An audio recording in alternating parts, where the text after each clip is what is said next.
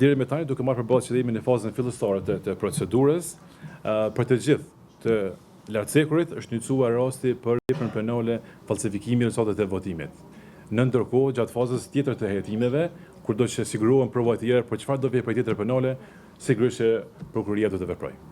Varësisht nga rezultati i hetimit dhe provat që i sigurojmë deri në një fazë të caktuar, dhe prokurori i cili shkruton rastin, kuptohet se sipas nevojës mund të ftohet për të deklaruar.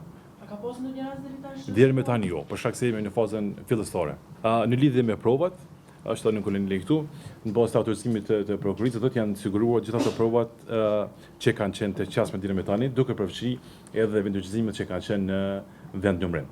Po sigurisht që kërkojnë një kohë që të analizohen për shkak se është në fazë shumë e hershme dhe e shpejtë. E thash në fillim, prej regionit Gjakovës, komuna Malaqevës ka qenë e para në cilën është kryer rinormimi. Tani ka përfunduar komuna e Gjakovës dhe komuna Rovesit ende është në rinormim e sipër. Sigurisht që me policinë do të rinë në Gjakovë jemi në kontakte sipër dhe hetues janë në dienim me këtë dhe janë në proces të marrjes së informata edhe ngrumbullimit të provave dhe patjetër që do të veprohet varësisht prej rastit.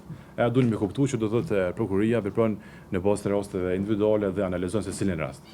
Duhet të shfrytëohet kjo. Është siguruar do të thotë përmes kamerat përmes DVR-ave, mirë po do të shikohet përmes ekzaminimeve adekuate. Tani për tani nuk mund të japim këtë informacion. E thash edhe në fillim që aktualisht 15 kryesuesit i kemi të ndaluar dhe jemi në vlerësim sipër lidhur me kërkesën e masës sigurisë, e po ashtu për sa i përket komisionerëve, pasi që ata janë intervistuar më vonë, pas kryesuesve, jemi në analizim sipër të gjitha provave në mënyrë individuale dhe pastaj që të vendosim brenda fateve ligjore lidhur me masë.